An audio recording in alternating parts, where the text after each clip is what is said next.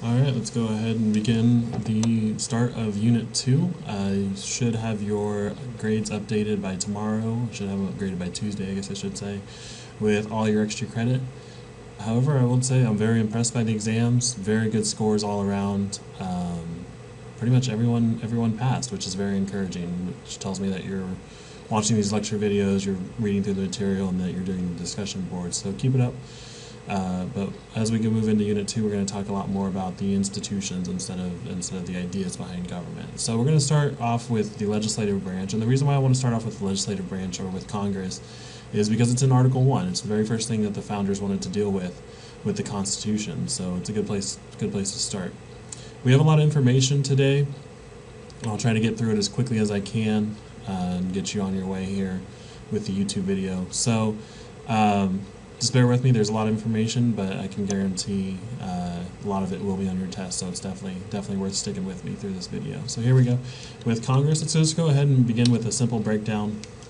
Congress consists of two chambers. I hope you guys know that by now with the lecture on the Constitution, that Congress, they decided to break it down into two institutions, one that was based on population, which was the Virginia Plan, and one that was based on equal representation, which was the New Jersey Plan. They compromised with the Great Compromise, or the Connecticut Compromise, and decided to go with a bicameral legislation. So it broke down into the House of Representatives, which is based on population, and then the U.S. Senate, which is based on equality. So let's go ahead and deal with the U.S. House of Representatives first. And once again, representation is just based on population, and it's divided into districts. Now we're going to talk about districts here just a little bit, and about apportionment and how many people are in that district, but just for now, know that it's based on population. There are 435 members in Congress, and they're elected every 2 years. So U.S. House of Representatives members have to go up for re-election every 2 years, all 435 of them. The U.S. House of Representatives is much more specialized. Because there's so many of them, they can get specific committee assignments and become specialized in a particular area. And so if you're in a particular sort of economy, or your district represents a sort of economy or has certain interest, you want to try to become specialized in that area, and you want to try to get on a committee that represents those interests as well. Serves more of the local interests, and then more power. There's a lot more power with the leaders. The leaders of the U.S. House of Representatives have a lot more power because they have a lot more to oversee, and they need more power to keep everything under control. They're highly organized to move bills through quickly. Things are a lot more scheduled. It's a lot more uptight. It's not as collegial as the U.S. Senate.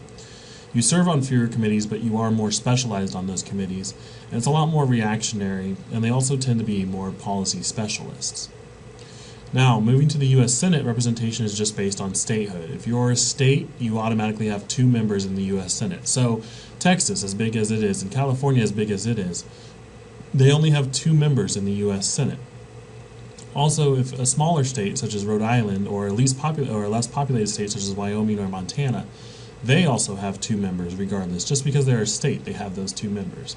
So there's 50 states. I think most of you got that right on your test. There are 50 states times 2 members equals 100 members. So there's 100 members overall. 1/3 is elected every 2 years, and they serve for 6 years. So every 2 years, 33 of them, 33.3 repeating, I guess, 33 of them are up for re-election. And as soon as they're elected, they serve for 6 years. So 1/3, 1/3, 1/3, and then after 6 years they're up for re-election again. So they don't have to run as many campaigns like the U.S. Senate does, or the U.S. House of Representatives does. The U.S. Senate has to run less campaigns, and only 1/3 of them are up every 2 years. There's a lot more deliberation and debate. They don't tend to move just as quickly as the U.S. House of Representatives. There's a lot more deliberation and debate. They're a lot more collegial. They communicate a lot better, and they actually really think through bills instead of trying to move them through really quickly. That's why they're also less reactionary.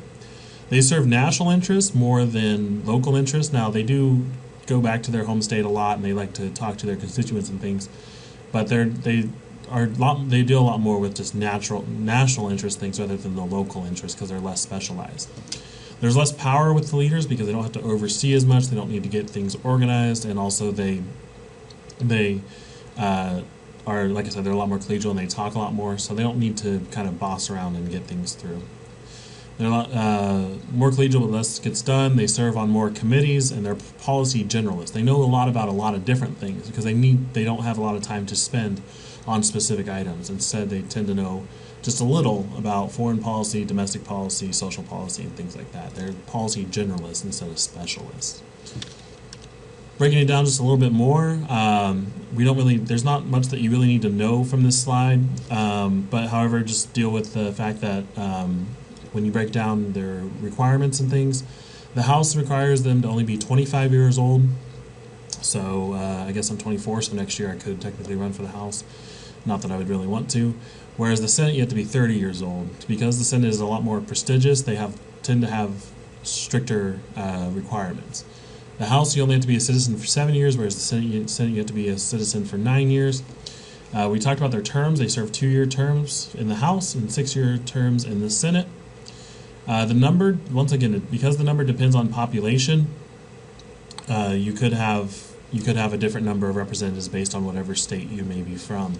So 53 here, that represents California. California has 53 representatives, whereas a lot of states, because they're sparsely populated or because they're so small, they only have one House of Representatives member. Now the Senate, regardless of the state, has 2. Going down, constituency, once again local. Senate tends to be local and national. Members, there's 435 members in the House, 100 in the Senate. You can read through the rest of these. We've already kind of talked about these. So if you want to go ahead and pause the video and just read through the rest of these and kind of take down notes for them, feel free to do so. But there's not really anything that's going to be specific questions on your test from this slide. I just want to kind of show you just, well, at least want to compare and contrast the differences between the House and the Senate. Now, when you talk about Congress members in general, they serve a lot of different roles. I would say they serve they serve 4 roles because there's a role in the next slide, but these 3 tend to be the main thing that most textbooks point out. First, they're a politician. First and foremost, you have to realize that any Congress member is a politician, and the whole point of a politician is to get elected. In order to be in Congress, they have to get elected, and therefore they have to campaign. That's the main role of a politician, and therefore the main role of a Congress member if they want to stay in Congress. So they have to get elected, and we're gonna talk about elections here in a couple slides and how really expensive they have become. It requires a lot of money and financial backing to be a politician and to be a Congress member nowadays. And we're going to talk about that in just a little bit, and I'm going to break down, I'm going to show you a few slides on how much it really does cost. Now, a politician also has to be a constituent servant, and we're going to talk about that on the next slide, I guess, just a little bit. But they have to be a constituent servant, and what I mean by that is that they need to serve their constituents, and they need to make sure that their problems in their home district or their home state are resolved, and that requires casework for the district or the state. Now, Congress members are also policymakers. As soon as they play the role of politician and get elected and they're in Congress, then they can become policymakers. And what I mean by that is that they can formulate legislation, they can draft bills, and they can try to get laws pushed through either the House or the Senate. Now, to be a policymaker and to draft bills, you really have to study the issues and become a specialist in that area, or at least know a little bit about that area and become well versed on that issue. So they study the issues to make decisions about policy, and as soon as they do the research, draft the bills, then they can start pushing it through. This is really where empirical and normative political science come into action. When you study the issues, you look at the statistics, the facts, and the data behind it, and then you also look at philosophical reasons of why we need to do this and why it's good for the community or the district or the state. So that's the role of a policymaker, is to formulate legislation and to study the issues and therefore draft bills and legislation that can get passed through. The final role of a Congress member would be the committee member, and that just means that they serve on committees, and committees tends to be where the most work gets done. In committees, you have a small group of Congress members that work on maybe the Agricultural Committee or the Transportation Committee, or maybe it has something to do with maritime law or foreign policy, whatever the committee may be. We're going to talk about committees later on in the lecture. But whatever the committee may be, the Congress member has to serve on any committee and has to engage in debate and conversation with his colleagues. And this encourages the specialization because they need to know about the issues, or at least what the committee is talking about, so they can contribute meaningfully to the conversation. Now we're going to go ahead and talk a little bit about being a politician. Now, Like I said, a politician has to become elected. Going back to one slide here, the politician has to get elected, and one way to do that is what Richard Fino called homestyle. Now, Richard Fino was a political scientist who studied American politics specifically, and he studied the legislative branch and how Congress members kind of play themselves up to get elected. What this book, Homestyle, really talked about was that representatives have to have a hometown orientation. Now, what that means is they need to get elected by their constituents in their home districts, and so they want to look and appear like they're actually from that district, or like they really know what's going on in that district. You want to be able to go to your home district and say, "Hey, I'm one of you." And the way they do that is really they allocate personal office resources to the district or state. So almost all Congress members and all politicians will have a home office in their local district. So the representatives from Galveston will have a home office in Galveston. Or say you're from Houston, the representatives from Houston will also have a home office that if you have a problem, you can go to these home offices, or you can at least speak with maybe a secretary or someone who can get you in contact with your Congress member at this local office.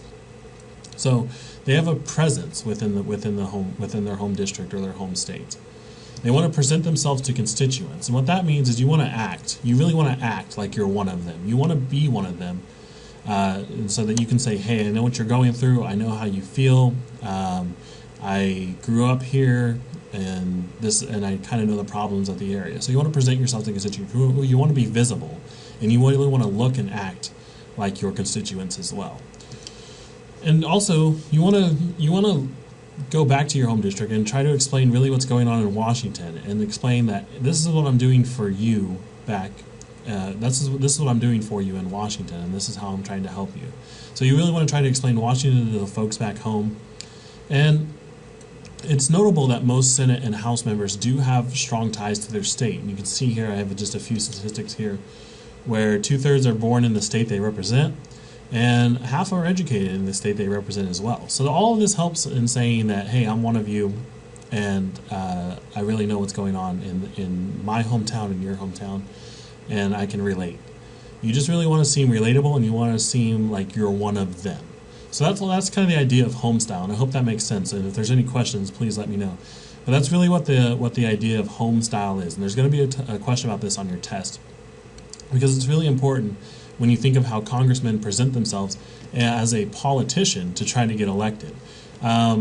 Whether they're genuine in this, that's up to you to decide, but it is just a theory called homestyle where they try to have this hometown orientation.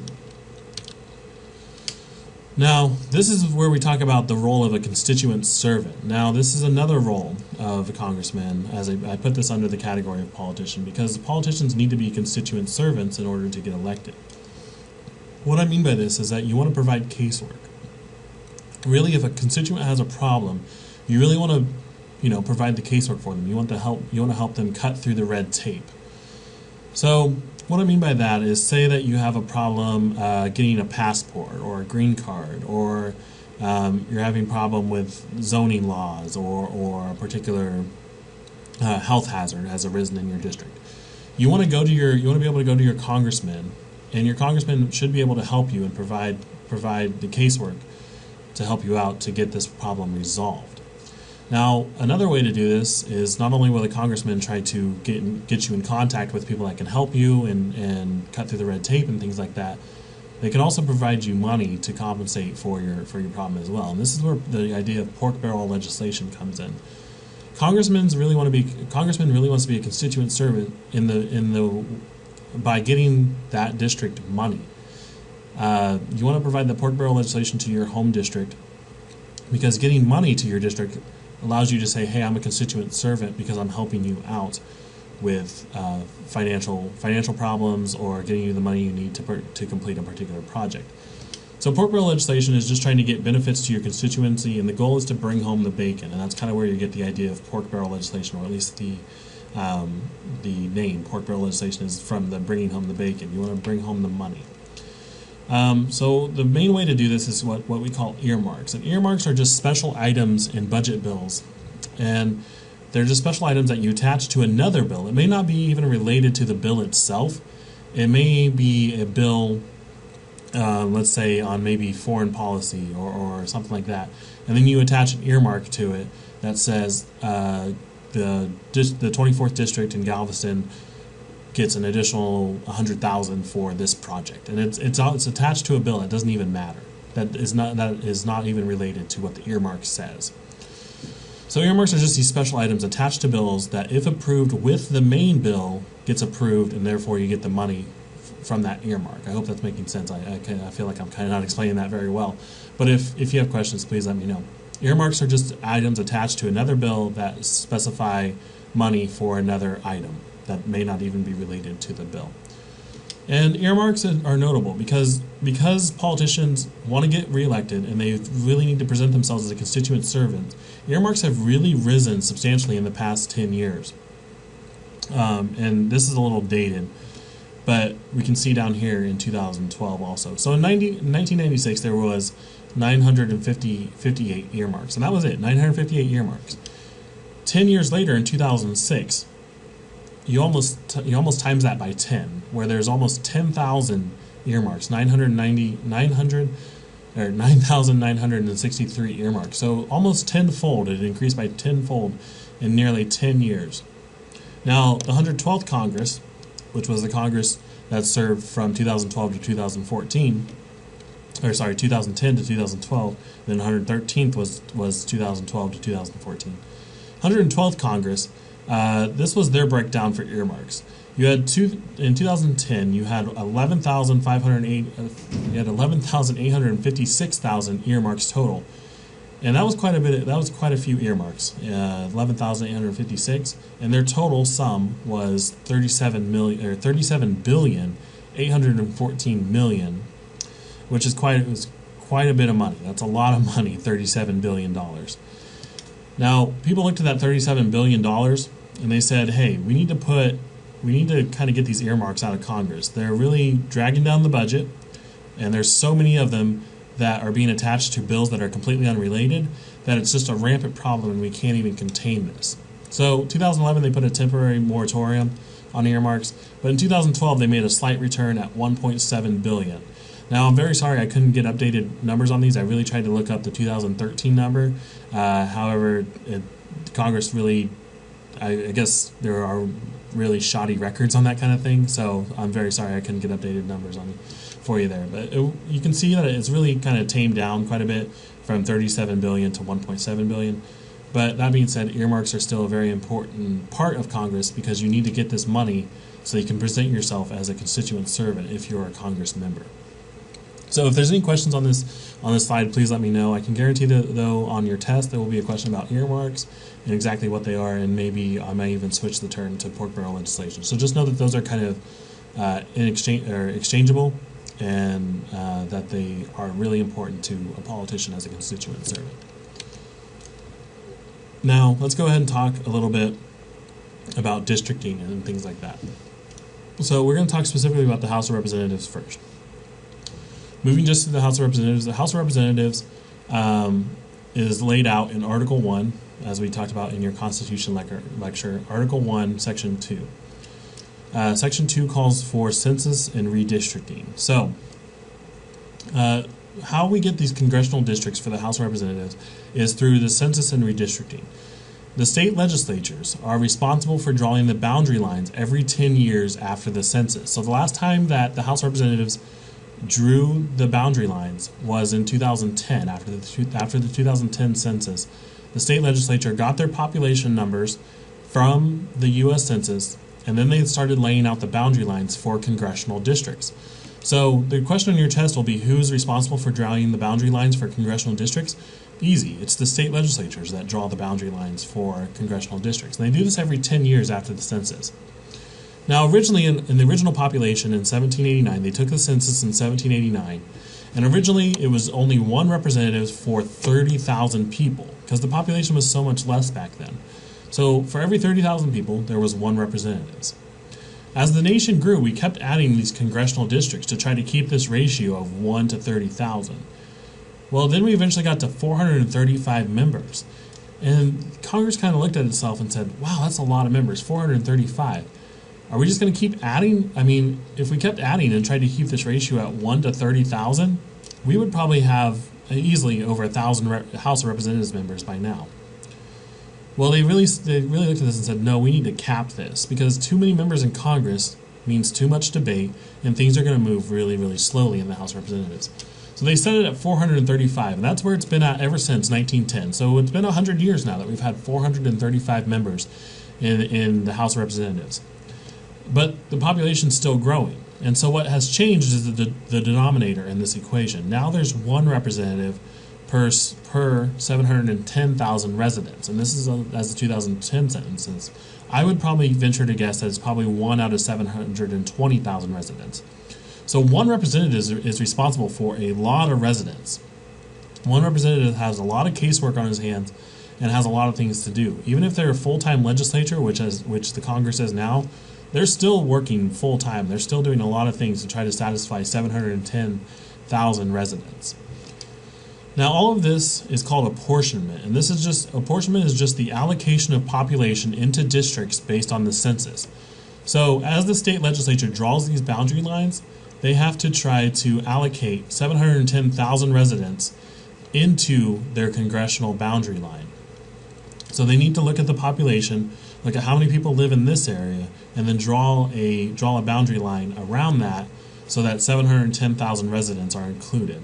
Now, obviously, it's not going to be exactly 710,000. It's going to be a little give or take, maybe a little bit less, a little bit more. Because drawing boundary lines is very difficult, particularly when people move a lot, and particularly when people expand their families and continue to grow the population. But just know that state legislatures are responsible for drawing the boundary lines, and they try to get 710,000 residents per congressional district, and all this is called apportionment. Now, after they take the census, obviously people move, and so they take the census every 10 years, and then they look at how many people have moved away from states or into states, and then try to give out congressional districts based on that. So this is as the 2010 census, and you can see here that after the 2010 census, Texas picked up the most seats of any state. So many people moved into Texas that Texas had to add additional congressional districts. Now, some states lost people, so therefore they lost representation and lost congressional districts. Remember, the House of Representatives are based on population, so if people move away, they lose congressional districts. If people move in, they gain congressional districts. So you can see here that Texas gained the most, and they actually gained a lot more than anyone else. They gained 4. Now they have 36 total. They used to only have 32 Congress members, only 32 congressional districts. Now they have 36 total. Other states lost congressional districts, and you can see that the ones that were hardest hit were probably Ohio and New York. And also Michigan. Michigan lost a lot of people, but they only lost 1 congressional district. And a lot of this had to do with the economic downturn in 2008. People moved away from these states that were suffering industrially, and therefore suffering economically, and also property values went really down in these states as well. So people that relied on industry and manufacturing, or states that relied on industry and manufacturing, they're the ones that tended to lose the most population. Did they move to Texas? Maybe so, because Texas is growing industrially.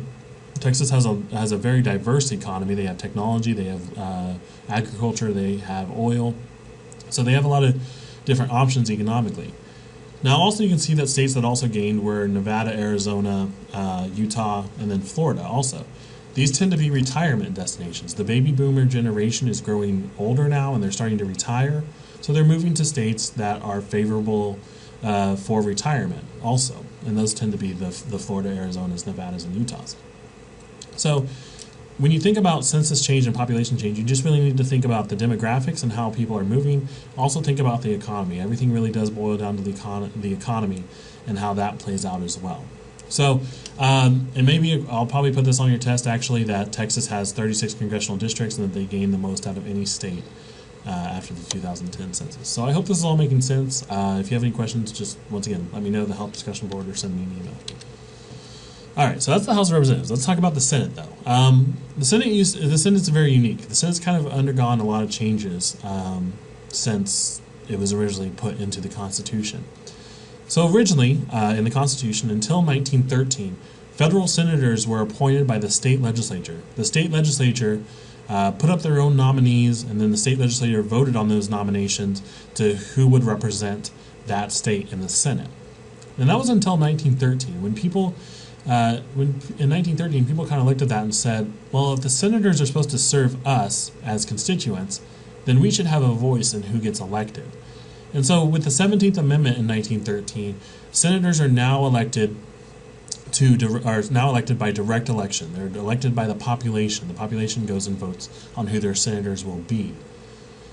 And so with this whole direct election thing, they had to kind of restructure how the classes and how people were to be elected subsequently. So they're elected every 6 years, and they're staggered so that 1/3 are elected every 2 years. And if you're interested in who's in what class, I've provided these links. The two Texas senators are actually in different classes, so they'll be up for re-election at different times. So I'm not sure which class exactly, but John Cornyn is in one class, and then Ted Cruz is in another class. So they are elected to six-year terms, and so John Cornyn will run 1 year.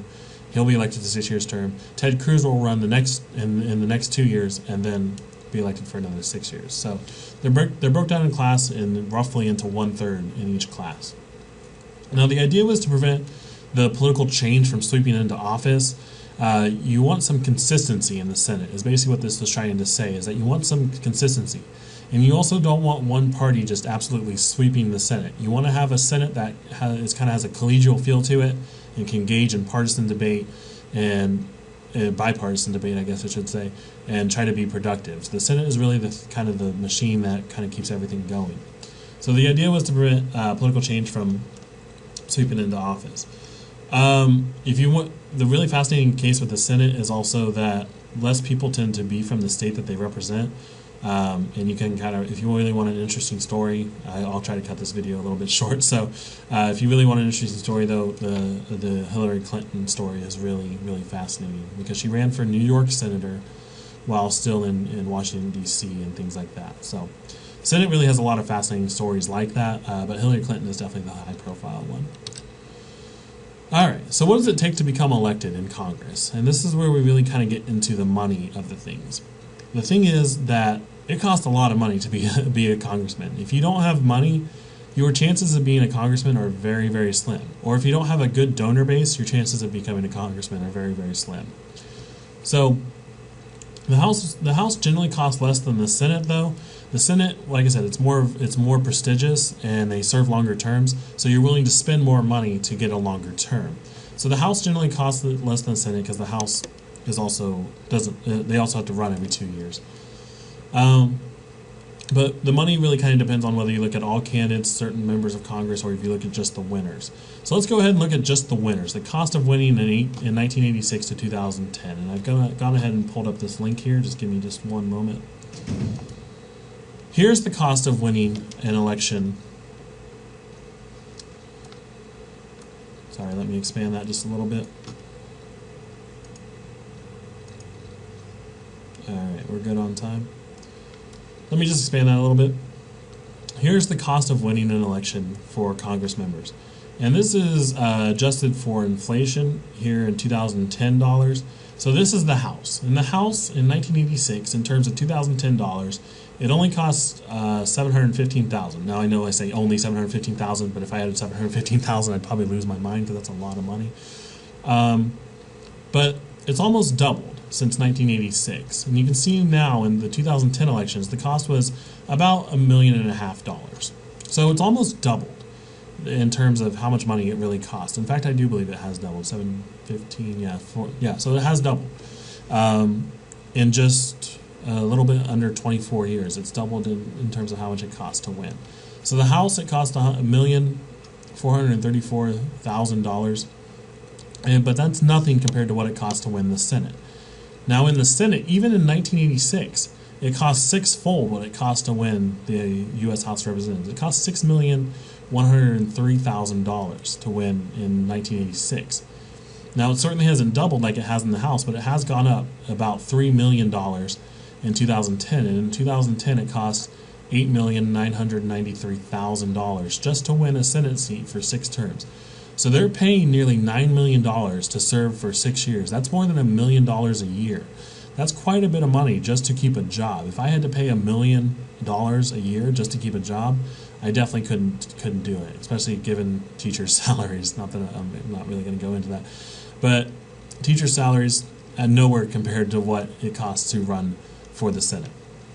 Now, this is also interesting that it costs about $1 million, a little over $1 million, to keep a U.S. Senate or U.S. Congressman's seat, particularly when their salary is a lot less than $1 million. So it's kind of an interesting dynamic that they're spending all this money to win a U.S. Senate seat or a U.S. House of Representatives seat when it costs when their pay is a lot less. And we're going to talk about their compensation and their salary here in just a little bit. So let's go back to the slide here. Now, it is notable that incumbents generally tend to spend more than challengers. So if you're an incumbent, meaning that you already hold that seat, you're generally going to spend more because you really want to keep that seat. So incumbents generally tend to spend more than challengers. But incumbency does not mean you automatically win, but it does give an advantage, particularly in terms of money. If you're an incumbent, you can say, look, I'm already a winner. I've already won this election. I've already started this casework. I already serve on these committees. I know how the Senate or the U.S. House of Representatives works. So why not elect me again? Why not elect someone with experience? So that's why incumbency does not mean you automatically win, but it definitely does give you an advantage in terms of name recognition, in terms of job experience, and in terms of donations. And we're going to talk about the incumbency effect in just a few slides. All right, let's go ahead and talk about the breakdown of representation itself. And so what does it really mean to represent someone? And there are two different theories on representation. I can guarantee that both of these are going to be on your test. One theory of representation is what is called sociological representation. And what this basically means is, or what this basically says, is that demographics matter. Demographics matter. You want to look at the demographics in terms of race, gender, class similarities, and even ethnic background and cultural background. So if you have these similarities, or if your demographics really look similar to what your constituency is, that means that your representation is going to be a lot better.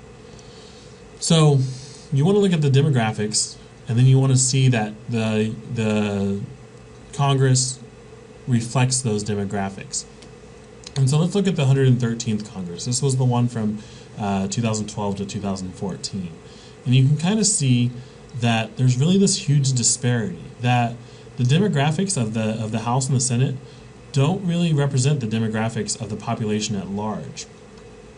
So let's look at it in terms of race and ethnicity here. You have the Black or African American race or ethnicity, and in the House they had 44 members. Now that's roughly 1/10 of the that's 1/10 of the representatives in the House of Representatives. So 1/10, that's pretty close. However, it's still underrepresentative of the black population and of the black and African American ethnicity in the population at large. Hispanics, only 29 Hispanic representatives. And if we know anything about the Hispanic ethnicity, is that it is expanding more than any other race or ethnicity in the United States today. Yet they only have 29 representatives in the House of Representatives. So it's close, but it's not really representative.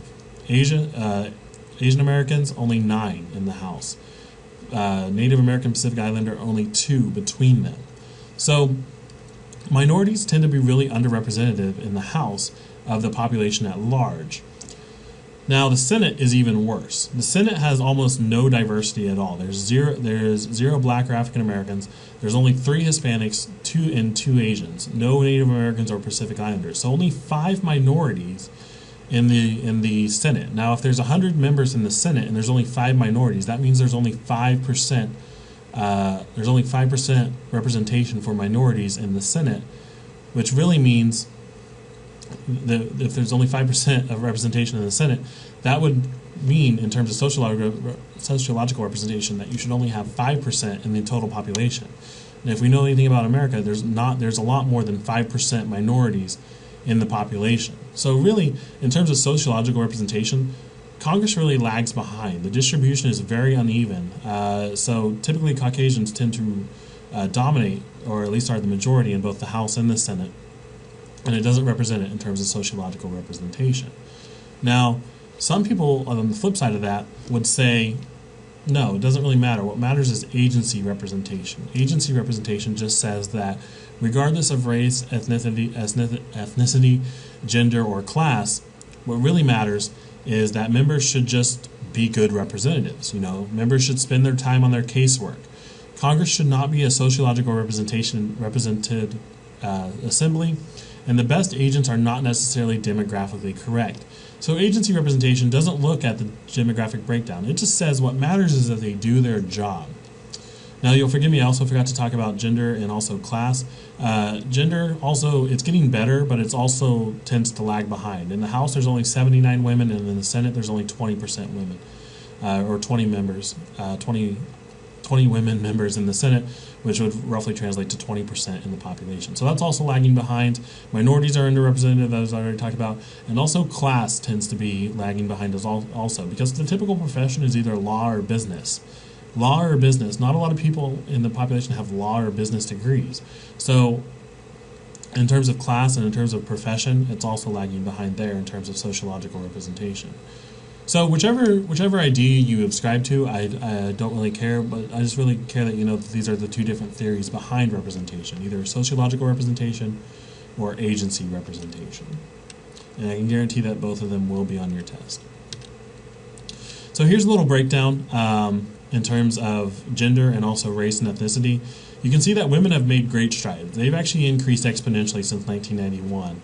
And this cuts off at 2008. In 2012, it would be even just a little bit higher, it'd be around here in the 90s. And also in 2014, the women also increased, and I believe they're up around 110 members now. So women have increased exponentially. African Americans have increased also since 1980, but like I said, still lagging behind the total population, and also Latinos have made a huge stride also. So it's getting better. It's starting to represent a lot more sociologically or demographically. However, it's still lagging behind in terms of the population at large. So, but if you subscribe to the agency representation, you say this graph doesn't really matter. What matters is that they're doing their job. And really, in some ways, both theories are correct. All right, so let's go ahead and talk about term limits on Congress. Now, currently term limits on Congress are not allowed. But going back to the issue of federalism, it hasn't really stopped states from trying. So term limits would prohibit members from holding office indefinitely. Currently, Congress members hold their office indefinitely. That's why you have senators and that's why you have House of Representative members that have been there since the 1960s. They've been there for 50 plus years, and they've held that same office for 50 plus years, and there really may not be an end in sight for them. You have the example of Strom Thurmond. I don't know if many of you know Strom Thurmond.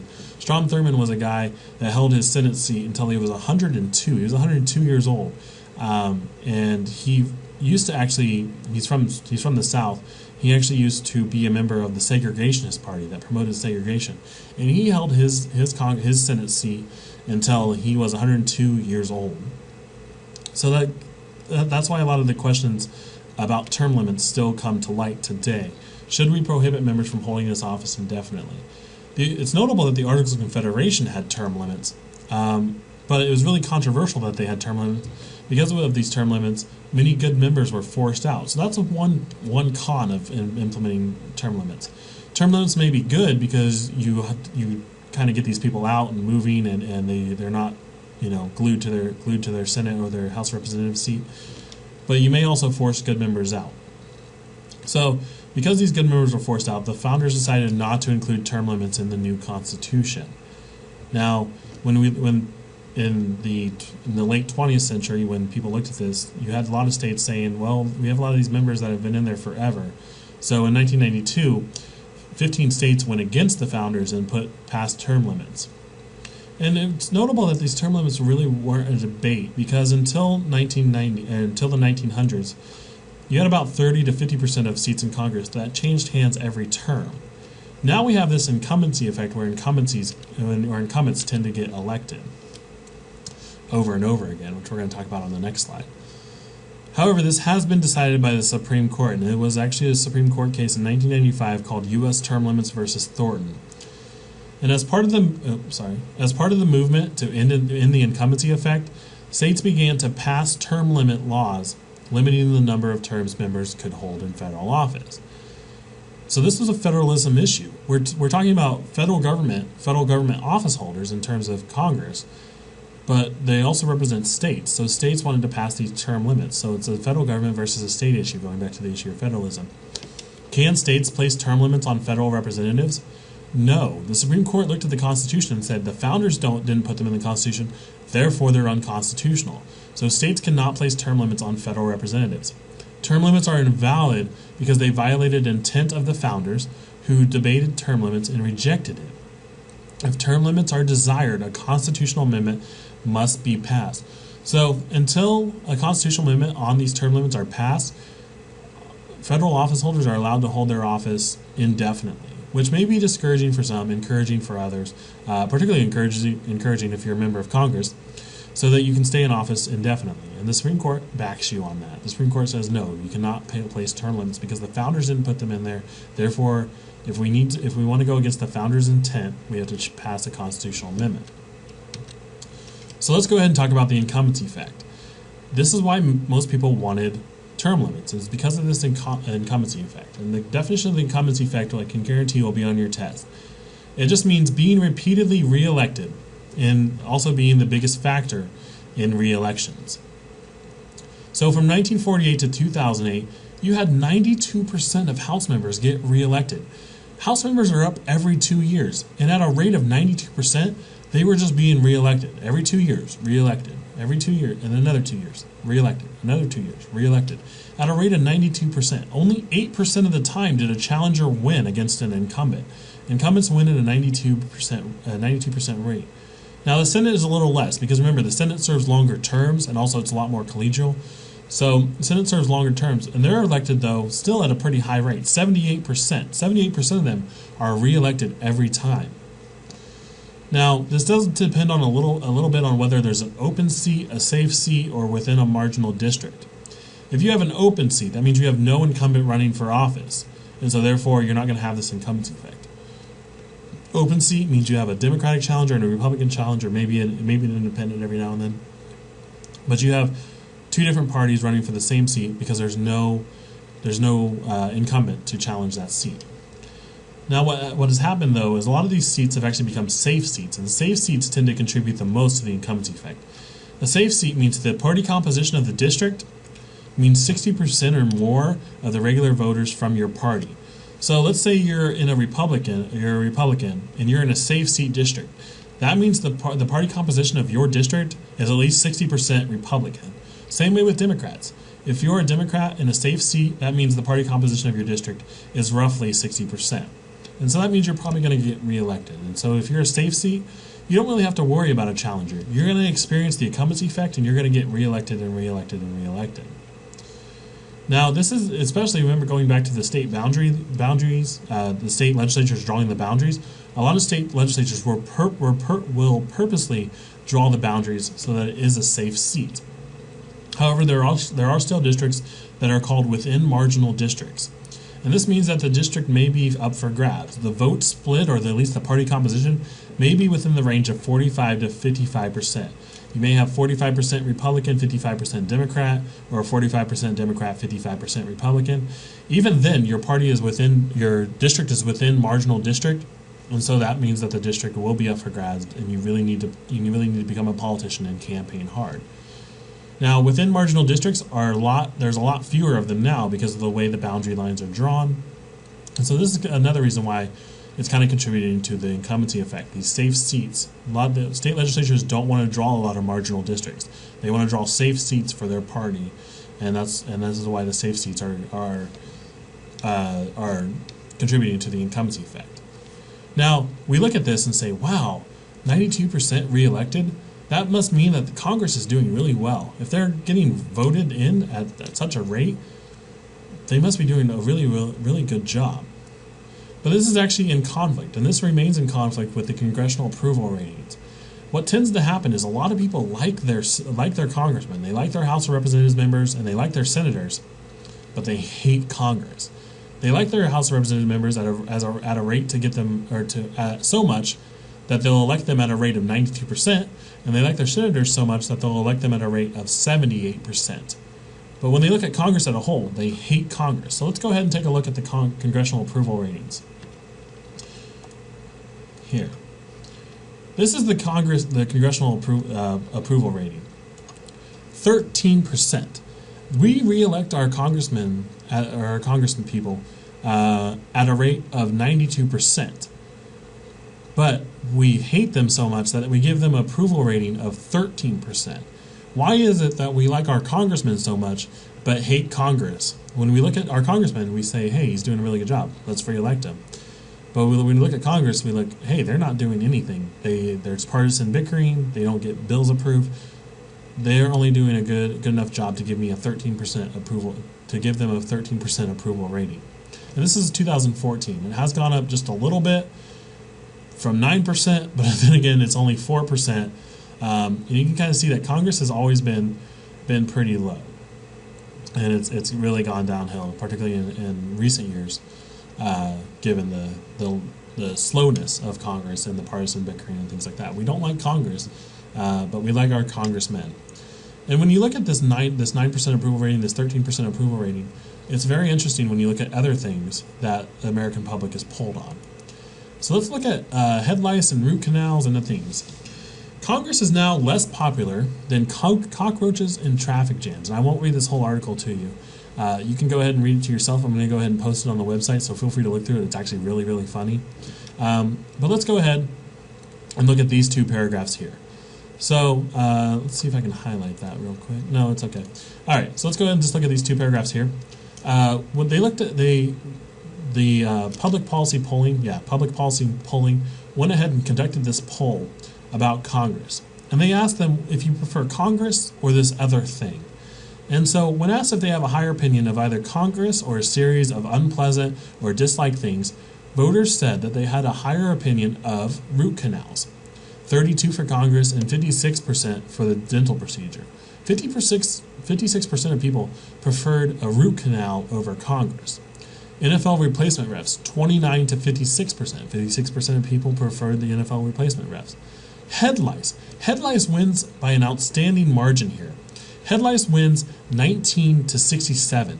67% of people would rather have head lice than deal with Congress and their approval rating. Nickelback. Nickelback wins over Congress, 32 to 39%. Colonoscopies, people would rather have a colonoscopy than deal with Congress, 31 to 58%. Political pundits barely win over Congress, but political pundits somehow win over Congress, 34 to 37, even though they tend to be in the same boat. Carnies, 31 to 39, they'd rather deal with a carny worker than Congress. Traffic jams, people would rather be stuck in a traffic jam, 34 to 56. Cockroaches, 43 to 45. I hate cockroaches. I jump at the sight of cockroaches. But people would rather deal with cockroaches than Congress. Donald Trump barely wins by a 2% margin, but still he wins. People like Donald Trump, 42 to 44 over Congress. France, the country of France wins. People would rather live in France than deal with their own Congress in the United States, 37 to 46%. Genghis Khan, 37-41, although I don't know, people really know who Genghis Khan is because he was a mass genocide murderer. But really, they like Genghis Khan, I guess maybe because of the Mongolian food, 37 to 41%. Used car salesman, 32 to 57, and Brussels sprouts win 23 to 69. I've never had a Brussels sprout in my life, but people prefer Brussels sprouts over Congress, 23 to 69%. However, it's not all bad news for Congress. Congress did manage to beat out the telemarketers, John Edwards, the Kardashians. People apparently hate the Kardashians more than Congress. People don't like lobbyists. People don't like North Korea. The Ebola virus. The Ebola virus wins the Congress wins over the Ebola virus 53 to 25%.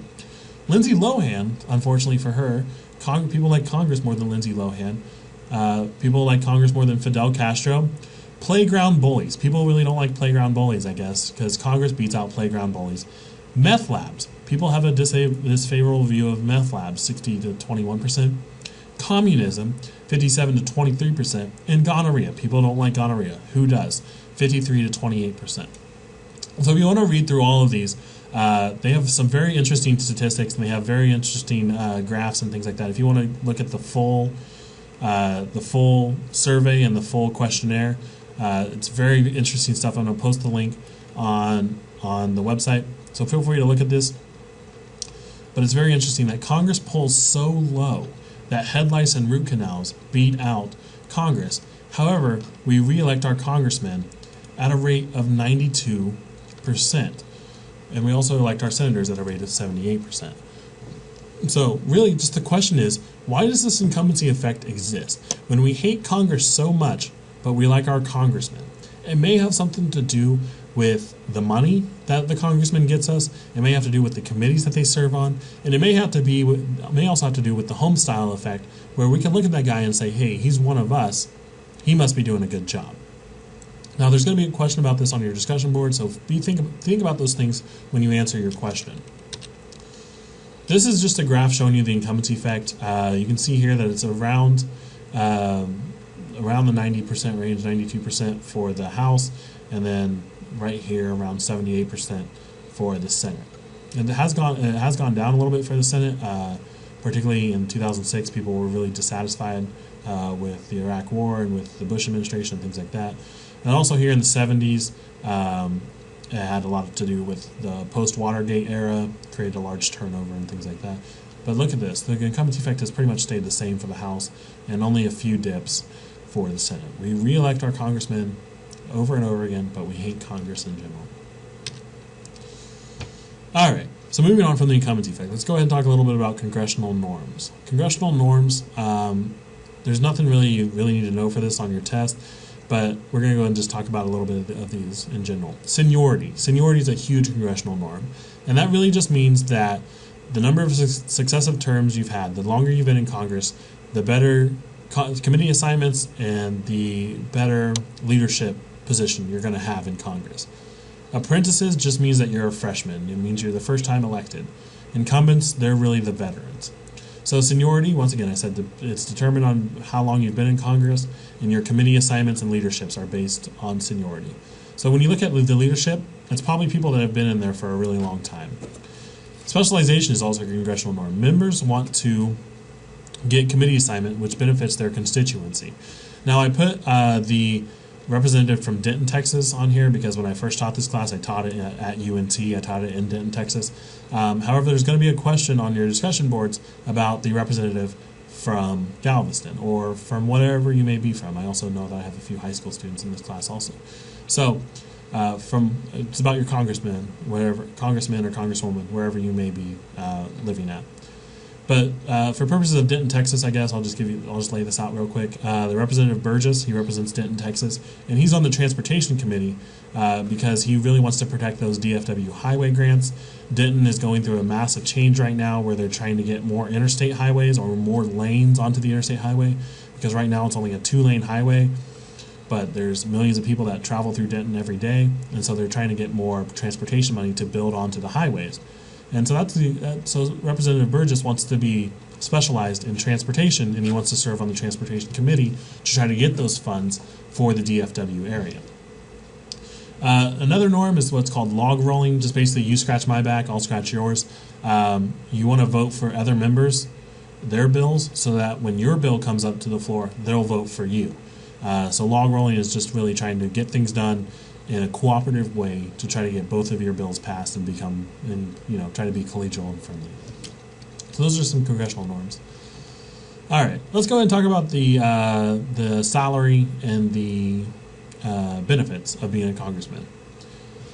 So the cost of Congress, in 2011, it cost about $5.4 billion to run Congress.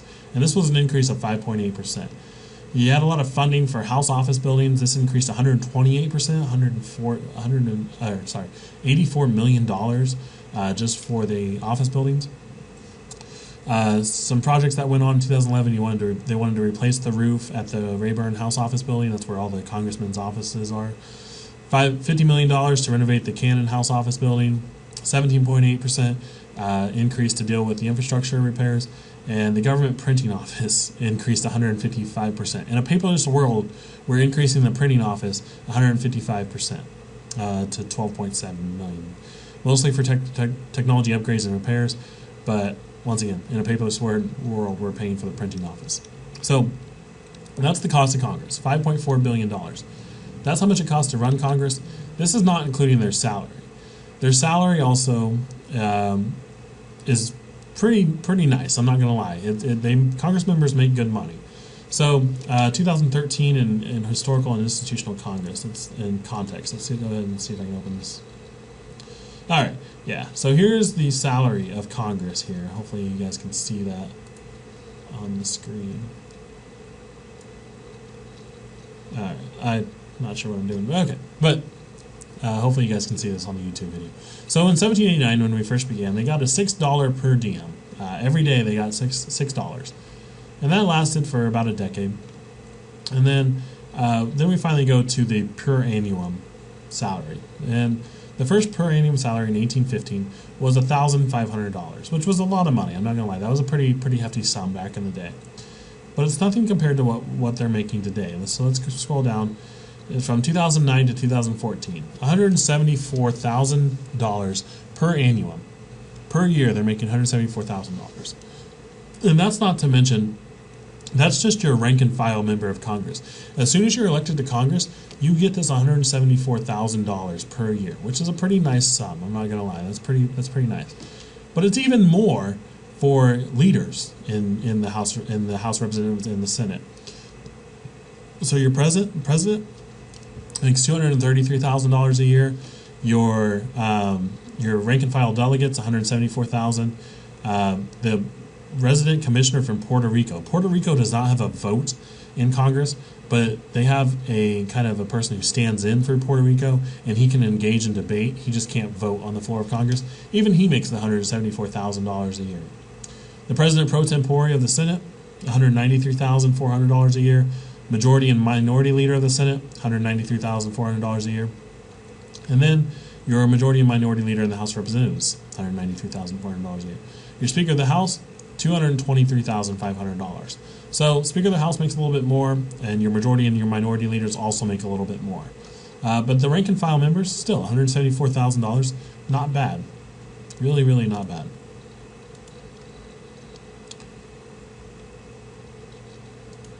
Go down just a little bit. All right.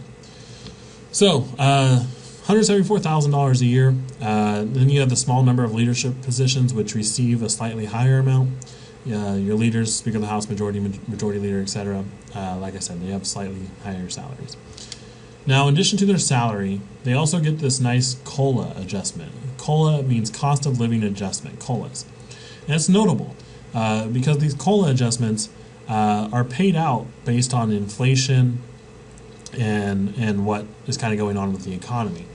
And it's notable that if you work in the private sector, so let's say you work for a big corporation or a company or things like that, less than 1 in 10 private companies offer COLAs. However, all members of Congress get this when they work in the public sector. Congress benefits because their salaries are kind of protected from inflation with automatic increases. Now, they voted against this increase effective until December 2012, but after 2012, they went ahead and raised their COLAs anyways. Members almost voted themselves a 50% pay raise in 1989, but kind of public outcry kind of stopped that.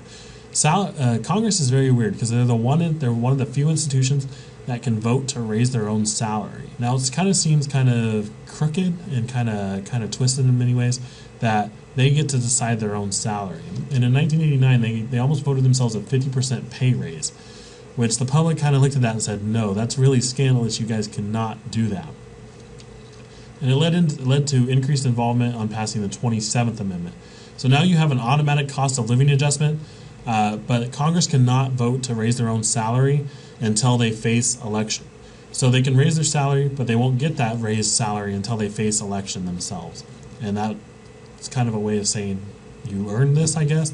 If you win re-election, I guess you kind of earned your raise, is kind of what it's kind of saying. So, but they still get these cost of living adjustments based on the economy, and they're automatically adjusted to reflect inflation and things that are going on. So they also get a nice retirement benefits package. It's covered by the same retirement plans offered to other federal employees.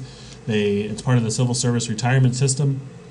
and it's if elected before 1984, and it's part of the federal employees retirement system if elected 1984 or later. And it's also meant to complement Social Security. I'm not really going to ask you too much difference about this. Just know that they get a nice little pension. Retirement benefits are approximately 2 to 3 times what most private employers pay. So really nice retirement benefits. You're making 2 to 3 times what you would if you worked in the private sector for a company or elsewhere.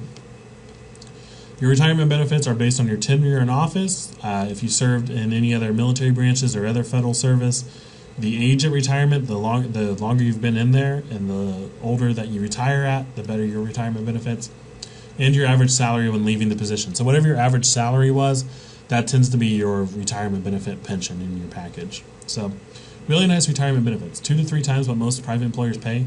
Really, really not bad. You also get health care benefits. Federal employee, they're part of the federal employees health benefits program. 72 to 75% of their health care insurance is subsidized at $1.5 million a year by the taxpayer. Now, this is very interesting because 72 to 75% of their health care insurance is subsidized by the taxpayer. Yet it got a lot of congressmen in hot water when they were voting against Obamacare, or the Affordable Care Act, because people looked at that and said, well, you're a congressman, you get your insurance subsidized by me, why would you deny me access to health care and health care benefits? So kind of got a lot of people in hot water, particularly when you look at their health care benefits and the fact that it's subsidized by the taxpayer. The congressman can choose among healthcare providers. Private generally has no choice, so they actually got a lot of healthcare providers to choose from, whereas if they worked in the private sector, they would have no choice.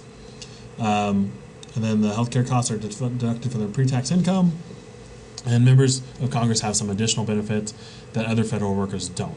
There's an attending physician on Capitol Hill, and they get free outpatient care from local military hospitals.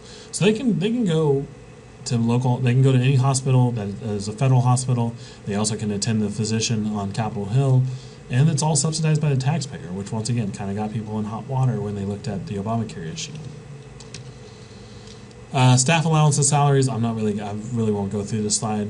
Just know that their staff also gets a really nice budget as well. Their budget for their staffs and their salaries are about 1.3 million to 1.67 million. And then the Senate is about 2.96 million to 4.69 million, which is quite a bit to spend on your staff. But you need a large staff if you're going to be well versed in policy and things like that. So this is what I really want to talk about. They also get nice little travel, what is called travel junkets or junkets for trips home and abroad. And a junket is really just trips which members take which are free or low cost. So they get this extra money to kind of cover their airfare for trips home, and it's increased tenfold since 1995. And you can see this cost of travel, or cost of overseas travel by congressional delegations. It's increased almost tenfold since 1985. So it has this nice little exponential curve to it. In 2008, it cost about $13 million for total flights or total travel for Congress. So it was around here in 2008. It cost about $13 million just for congressional travel. You also have what are called congressional delegations, CODLs, increased 70% after 2005. And what this CODL is that these congressional delegations, this delegation of Congress members, both Democrats and Republicans, they would travel somewhere for basically free on the taxpayer's expense or the budget's expense. And a lot of these were funded by lobbyists. I'm going to go ahead and talk about one on the next slide here. But there's really been a lot of calls for reform, or this really led to reform. And because they looked at this Congress and they said, wow, they're spending a lot of money on travel, and a lot of it's funded by lobbyists, which makes it even more kind of like you're buying a congressman, basically. So let's go ahead and talk about one famous junket. This was the 2005 scandal in reform. And the 2005 scandal, it was about this wine weekend. These Congress members, you can see that they're down here, both Republicans and Democrats, went on this wine weekend with their spouses in Napa Valley.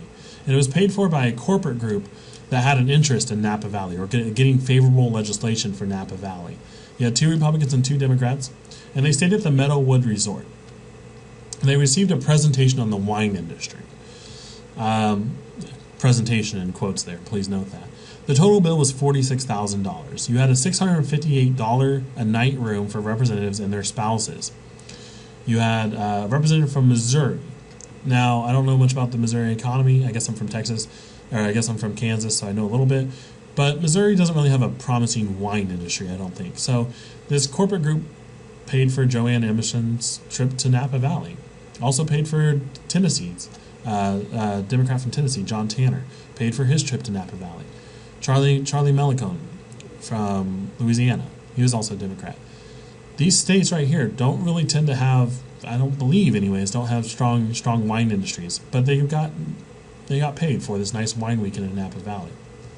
Now the only one here, Ken Calvert from California. Napa Valley is in California. Maybe he had a legitimate reason to want to see this presentation on the wine industry.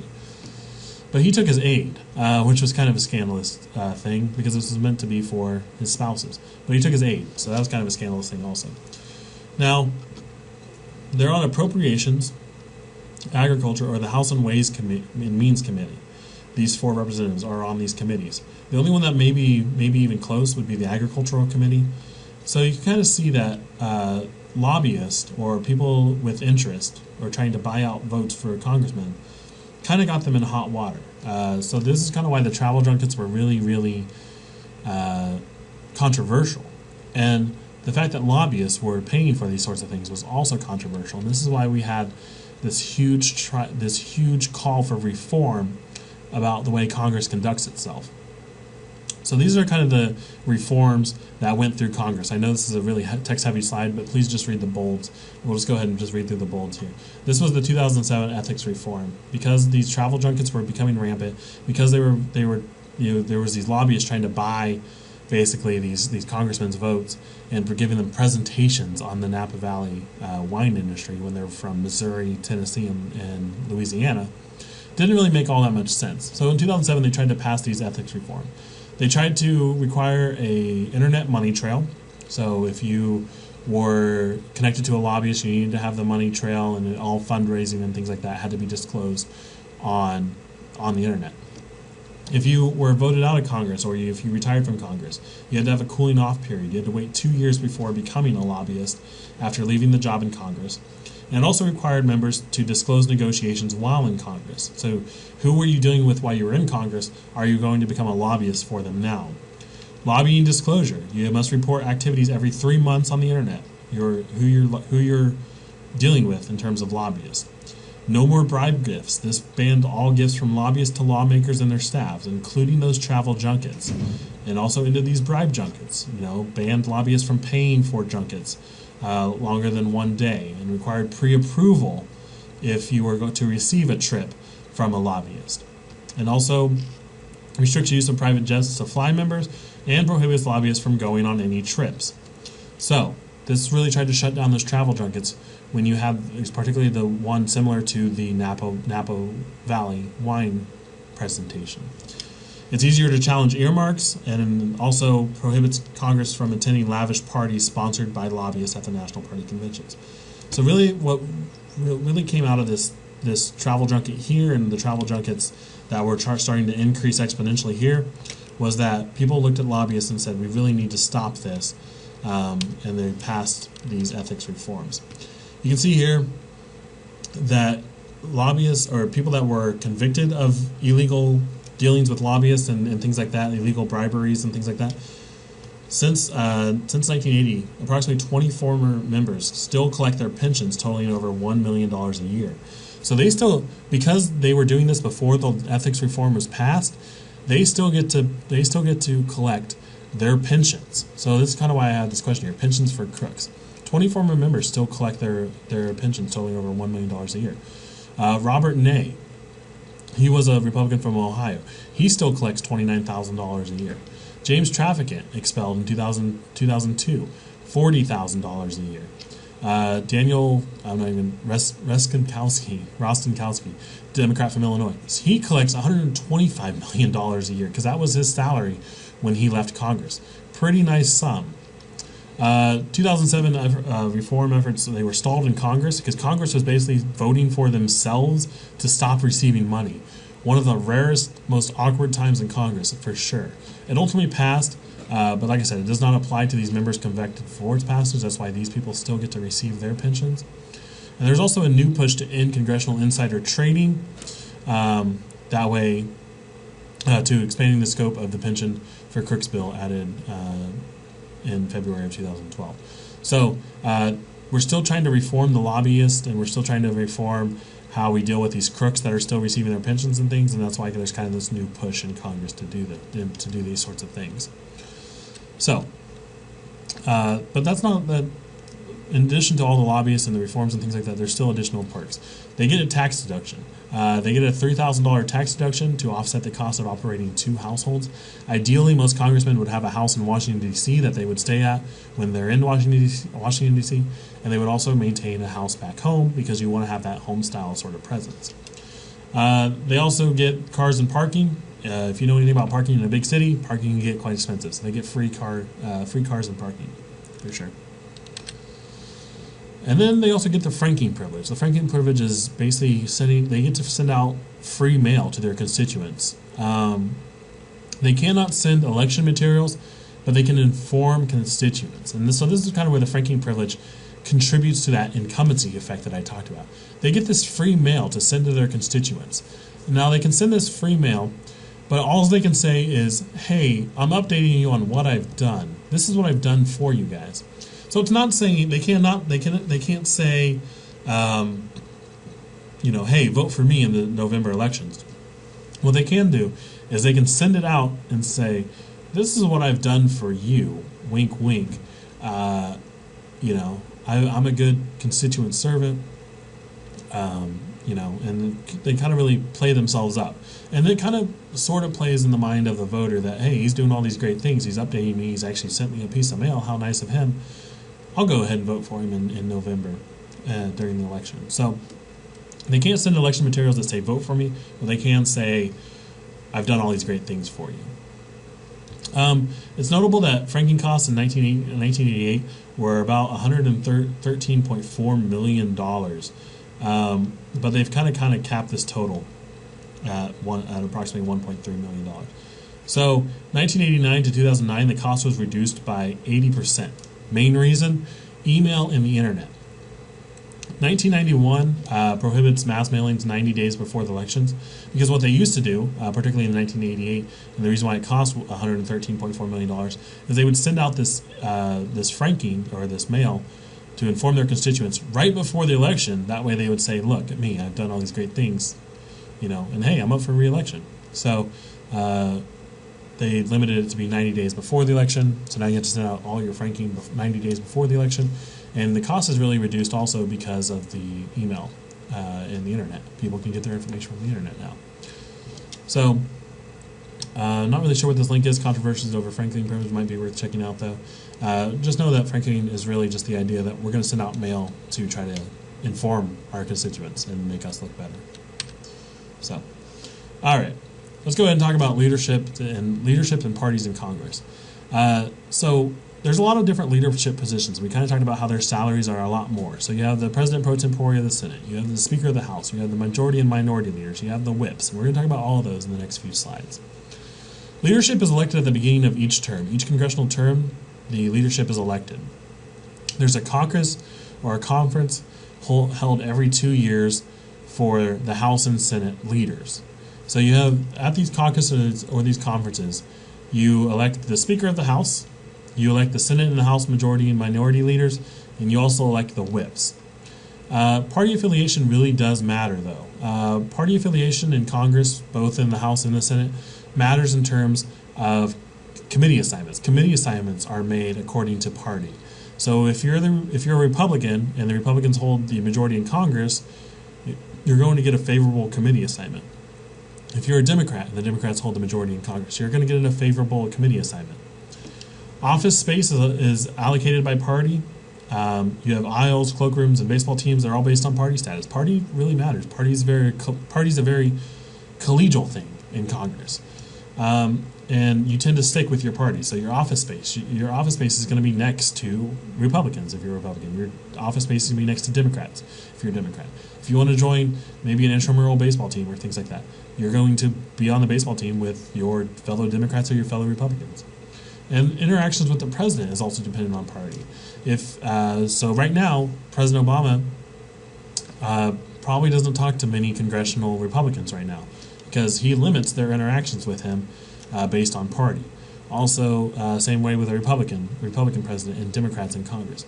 So if Congress is in contradiction to the president, you're probably not going to have a lot of things done. You're going to have kind of a stalemate in Washington like we have now.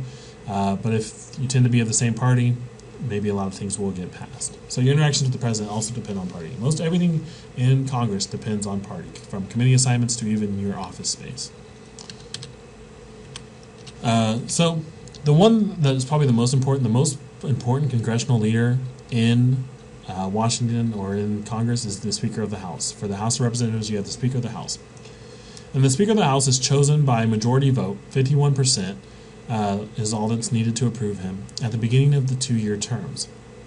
Yet the party caucuses, they're the ones who decide who the speaker will be, but the full House votes on the speaker.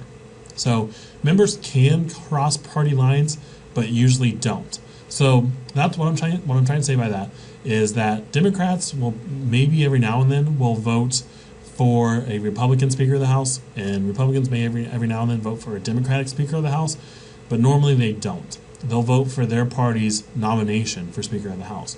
And because it requires a 51% vote, whoever has the majority of the U.S. House of Representatives usually gets to decide who the Speaker of the House is. So that's why Republicans, they hold control of the U.S. House of Representatives right now.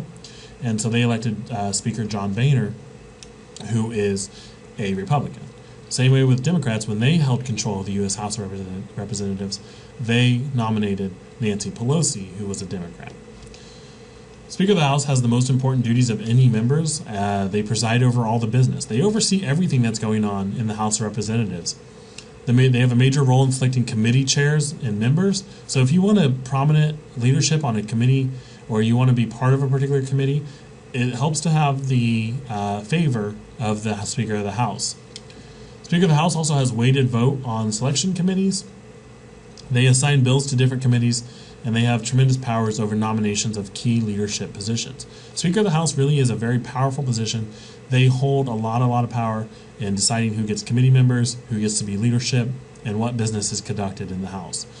Also notable is that the Speaker of the House is also third in line to the presidency.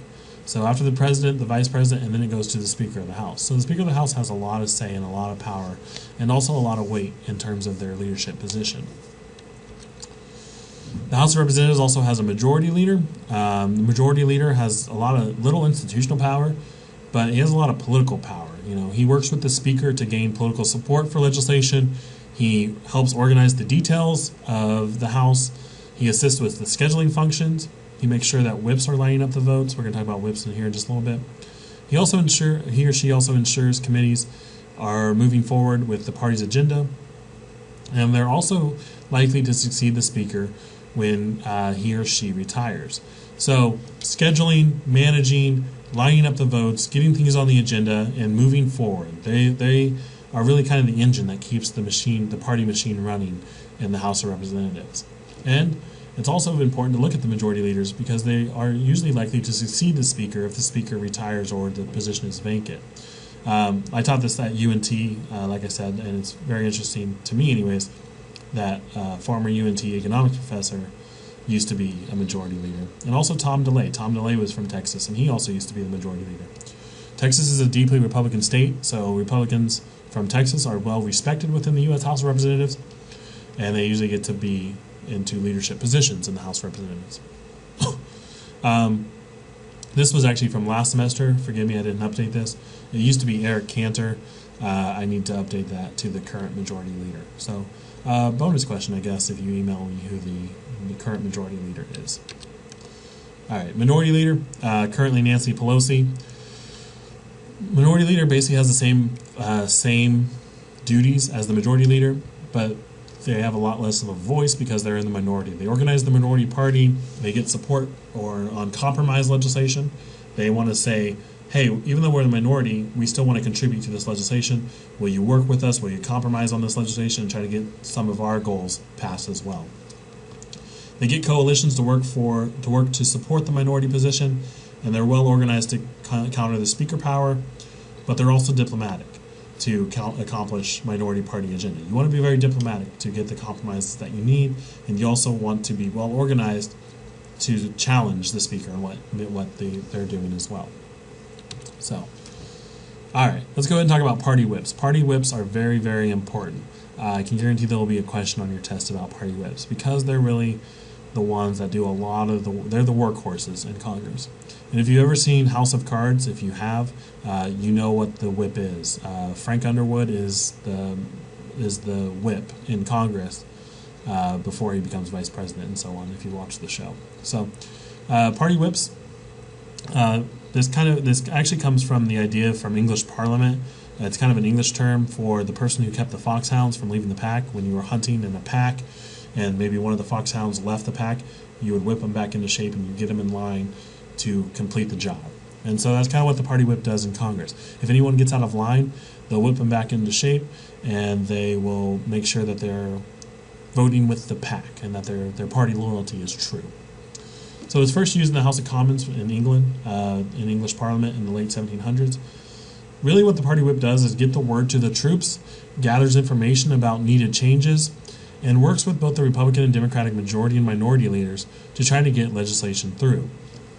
They help organize the support for legislation, and they track votes to be sure the support is there. So the whip is consistently busy. The whip will consistently be on call and talking to each Congress member to try to get how they're going to vote on the next piece of legislation.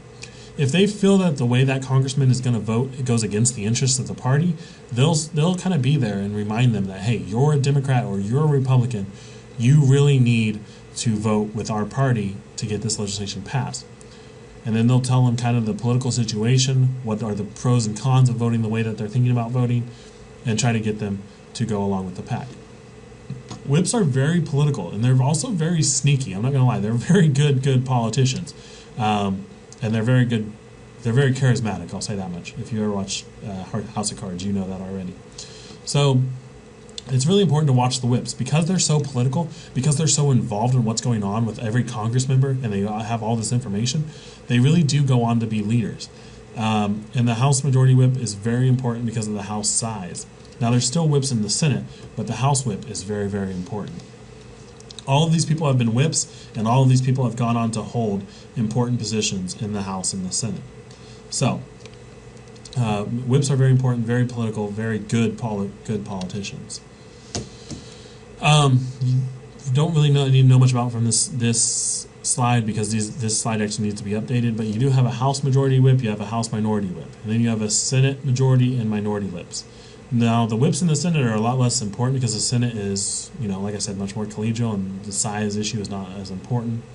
But the House whips are definitely are much more involved and they must be mobilized to get everything together. So, all right. So that's enough about the leadership positions, I guess, in the House. Let's go ahead and talk about the Senate.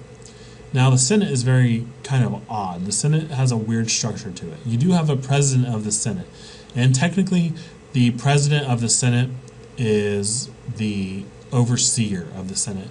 However, he's not really ever there. The president of the Senate is the vice president. So currently the vice president is Joe Biden. I hope you all know that. The vice president is Joe Biden, and he's technically the president of the Senate. But it's really only a constitutional duty. The founders put this into the Constitution, and it's never really been followed. The only real duty that he has is to break tie votes. Now, the president of the Senate can sit in the Senate and watch over everything. He never does. And I say he because there's only been he's so far.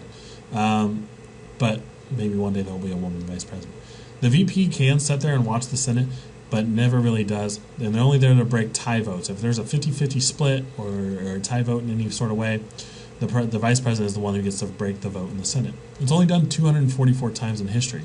Now, to put that in perspective, we've had roughly 244 years of U.S. history, and therefore there's only one vote, roughly on average, there's only one vote to break a tie, and on average, only one vote to break a tie per year. Who really oversees the Senate is the President pro tempore. This will be on your test. President of the Senate, Vice President, President pro tempore will also be on your test. The President pro tempore acts as a figurehead, and it's largely a ceremonial position, but it also tends to go to the most senior member of the Senate from the majority party. So if the Republicans hold the Senate, then the Republicans will elect their most senior member to be President pro tempore. If the Democrats hold the Senate, the Democrats will elect their most senior member of the Senate to hold the President pro tempore position. Going back just a few years, it used to be Patrick Leahy he's a Democrat from Vermont when the Democrats held the Senate. Then it was Daniel Inouye from Hawaii. He held it from 2010 to 2012. And it used to be formerly Senate Robert Byrd, but he had this controversial, I won't even say it, but you can read it right there, and you can also click on the link. He had this very controversial comment, and he was replaced. And then it used to be Ted Stevens from 2003 to 2007. So going down, right now it's Patrick Leahy, and then going down through the years you can kind of see who it is. Normally if we were in class, I'd have you watch this video because it's very controversial. It's very kind of shocking in many ways to hear a person with such a high position in the Senate to say such things. So if you want to go ahead and click on the link, I definitely find it interesting, and it's definitely a very interesting scandal if you want to read more in the background of Robert Byrd. So let's go ahead and talk about, so those are the two highest positions, I guess I should say, in the Senate. But there's also a Senate Majority Leader. Senate Majority Leader, much like the House Majority Leader, is very important in getting the party organized in the Senate. It wasn't a recognized position until the 20th century. They work closely with the minority leaders to keep things running smoothly. There's a lot more consultation between the majority and minority parties in the Senate because it's a lot more collegial, because they have a lot more debate, and because they're a lot more friendly with one another. It's very consistent with the collegial nature of the Senate power. They're responsible for scheduling bills to be voted on. Their power is very limited, and they do not technically preside, but they do oversee a lot of things. Currently, the Senate Majority Leader is Mitch McConnell. The Republicans won the Senate in 2014, so they had to switch from Democrats to Republican Majority Leader. Mitch McConnell used to be the Minority Leader. Now he's the Majority Leader since Republicans took over. Same way with the Minority Leader. Minority Leader used to be, Harry Reid is now the Minority Leader. He used to be the Majority Leader because the Democrats held the majority in the Senate. Now he's the Minority Leader. Once again, they just organize the party. They work with the Majority Leader. They try to get legislation moving. It's really kind of the same thing in both the House and the Senate. The Majority Leader and the Minority Leader try to get things moving, and they try to organize the party to try to do those sorts of things. Now, while they get all these benefits, they get all these nice travel junkets, they work with lobbyists, they try to pass legislation, there are times when Congress members will step out of line. And there's different ways to sanction members for violation of the rules. So the Senate discipline, same rules as the House discipline. Discipline is discipline no matter whether you're in the Senate or the House. There's something called censure. Censure just means that you're barred from talking on the floor of either the House or the Senate. And this has happened only 23 times. It's less severe in terms of sanction. You need a majority to vote on it. And like I said, it's only happened 23 times in 200 plus years. So very, very rare that this happens. But it has to be pretty severe if you're going to suffer censure. There's reprimand. Speaker Newt Gingrich, he was Speaker during the 1990s. He was reprimanded from Congress for the way he conducted himself in the during the Clinton administration. There's expulsion. Reprimand just kind of means that you're kind of talked down and you're kind of seen as not a valuable member of Congress, that sort of thing. Expulsion means that you're actually removed. This removes the members from office. Expulsion is very, very kind of damning, I guess, for lack of a better term. It has to be a really high offense. And you need 2/3 to expel. So you need 2/3 of your own colleagues to vote against you to expel you. And the last one was James Traficant from Ohio, who was caught up in a funding scandal, a fundraising scandal, and he was removed in 2002. And if you want to watch this video, it's actually really fascinating.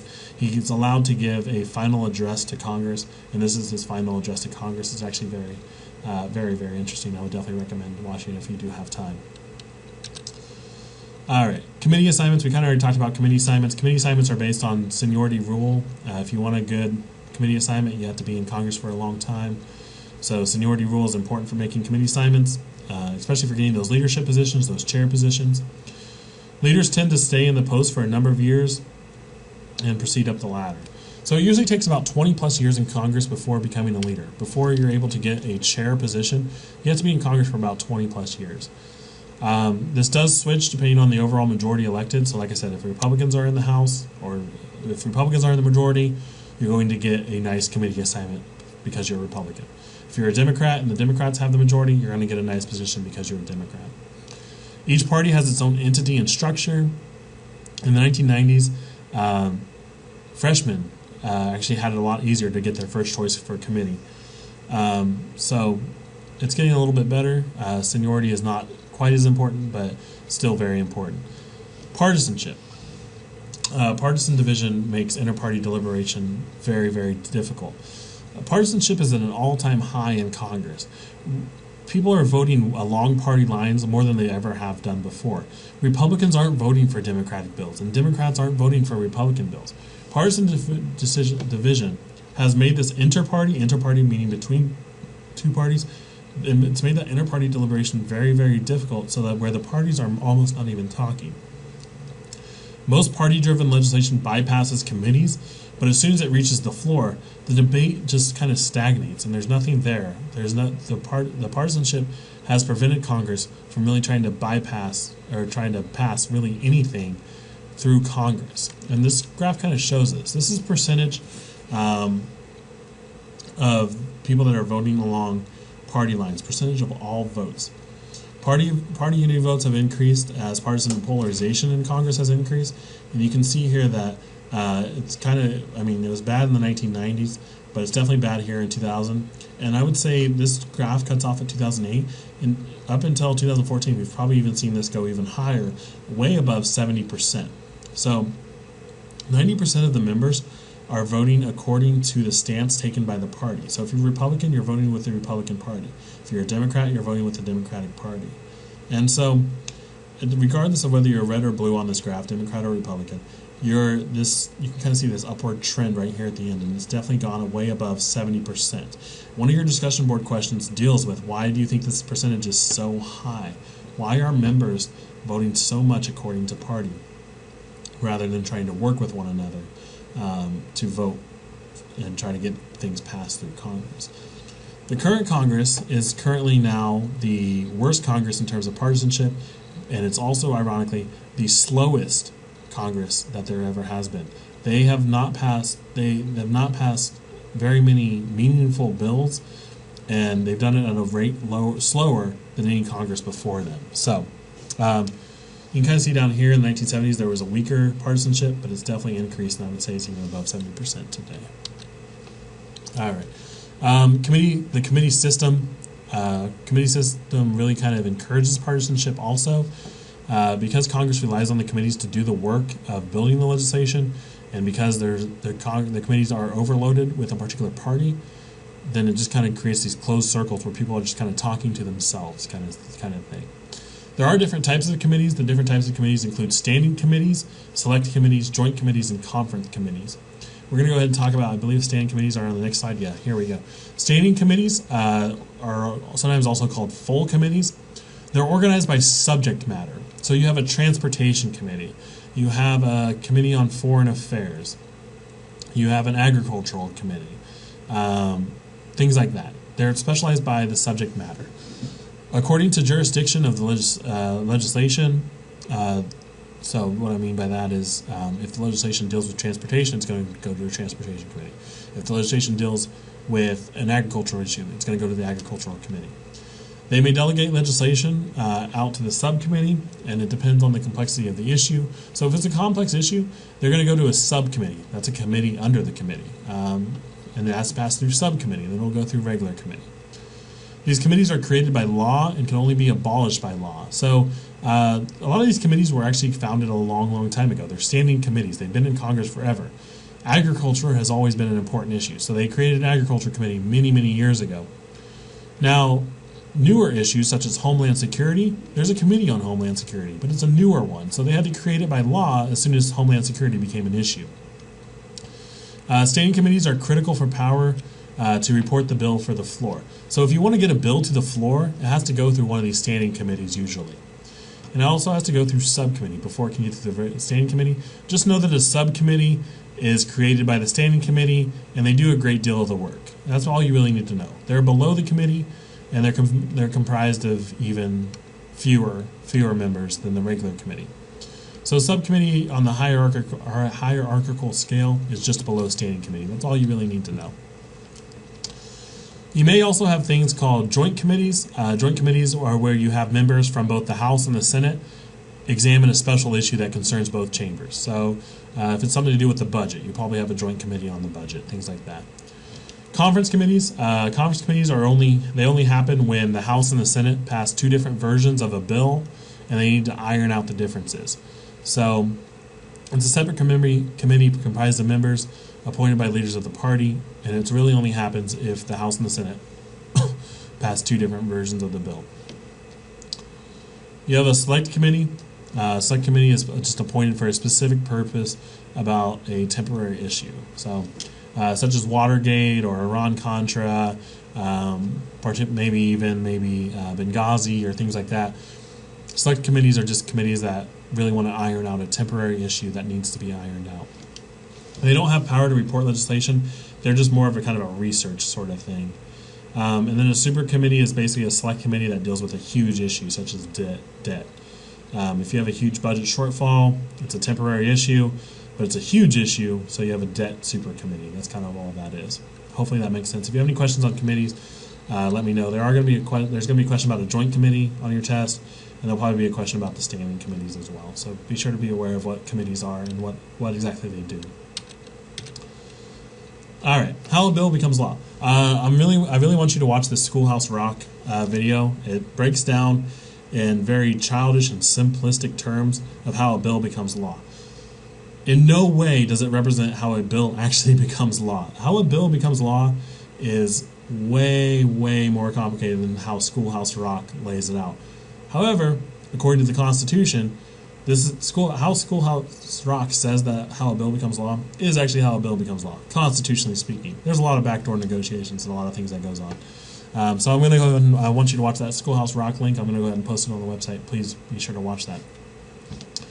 So how a bill becomes law, well, you have different rules. You have rules for congressional procedure, and they really govern the process from the bill's introduction through to the submission to the president for signature. There's rules laid out in Congress of how things should be conducted and what procedure to follow for a bill to become law. Now, there's a lot of committee work that gets done. Like I said, a lot of backdoor negotiations, a lot of committee work before it can be introduced to the floor. But if it's introduced to the floor, it must be passed in identical form by the House and the Senate. That's why if it's not passed in identical form by both the House and the Senate, you have that joint committee to try to iron out those differences.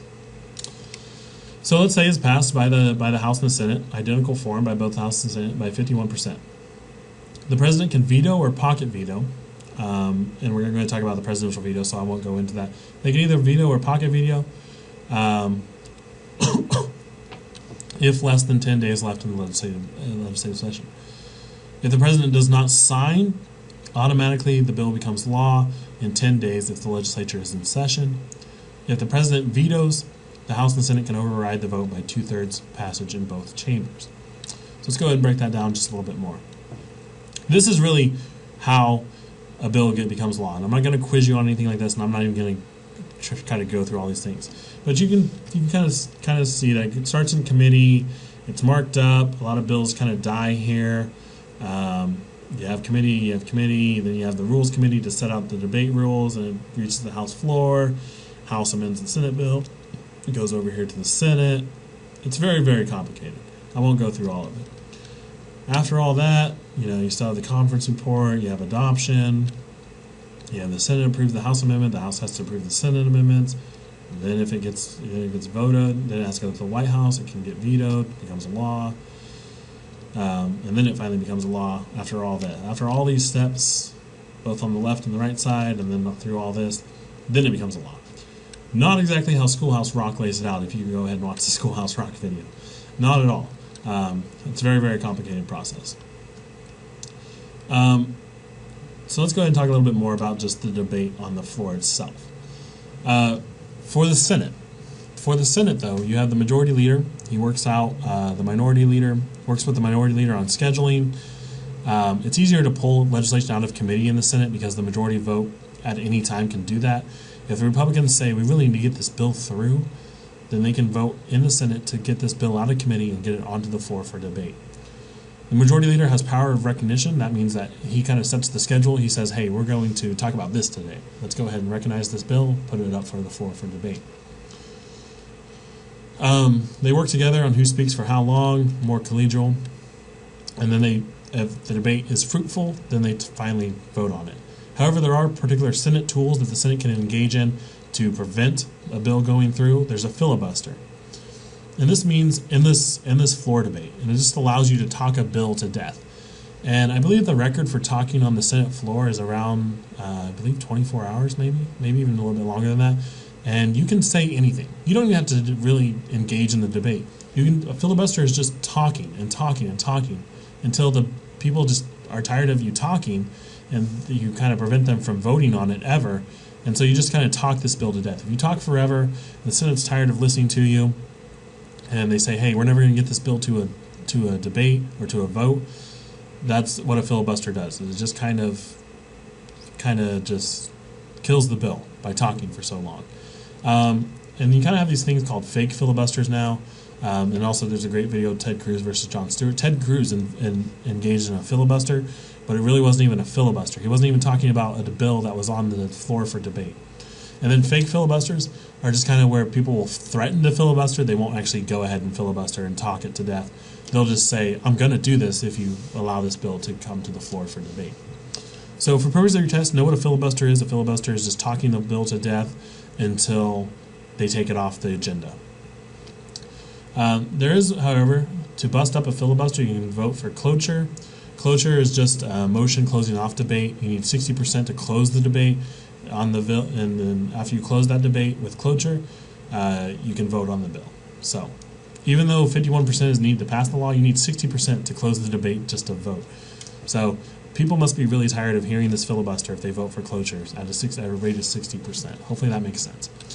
So, like I said, hopefully this makes sense. If you have any questions about debate on the floor in the Senate, please send me your questions. I'll try to answer them as best as I can. Like I said, just know what the term filibuster really does mean. Talking a bill to death.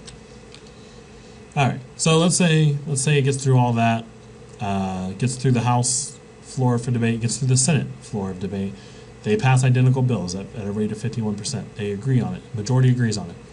Then it goes to the President for action. So after identical versions of the bill have been adopted by both the House and the Senate, the bill goes to the President, who may do one of four things.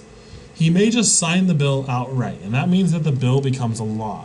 With the presidential signature, that means that it becomes a law. It may also become a law if he doesn't sign the bill. If he does not sign the bill, it becomes a law within 10 days if the legislature is still in session. That's the key. Congress still has to be in session, and the president not sign it, and then it'll become a law. So the bill's on his desk, 10 days passed, he hasn't signed it, the Congress is still in session, it becomes a bill. Now you may ask, why wouldn't he just sign the bill to begin with? Well, there may be something political behind this. It may be a bill that he fundamentally disagrees with, but the fact that it has been passed by Congress by an overwhelming majority, he says the president may look at that and say, well, Congress passed it, it must be what the American people want. I disagree with it, but I'll allow it to become a bill by not signing it. So that may be a reason why the president will do that. Now, so that's the two ways that a bill becomes a law. Now, the president may also veto it and it not become a law. He can just outright veto the bill. He can just stamp it and says veto, and it goes back to the Congress to try to override that veto. There's also something called a pocket veto, and this is a kind of a special form of veto. If there are less than 10 days left at the end of a congressional session, he can just pocket veto it, and that means he doesn't sign it. He doesn't sign it, and there are less than 10 days left in the session. Now, if he doesn't sign it and there's more than 10 days left in the session, it becomes a bill. If he doesn't sign it and there's less than 10 days left in the session, it doesn't become a bill. It's pocket veto. So please know the difference between signing the bill with 10 days left in the session and not signing. Please know the difference between not signing the bill with 10 days left in the session and not signing the bill with less than 10 days left in the session. One, the bill becomes law. The other, the bill is vetoed. And hopefully that makes sense. So he can sign the bill. He can not sign the bill and it become a law with 10 days left in the session.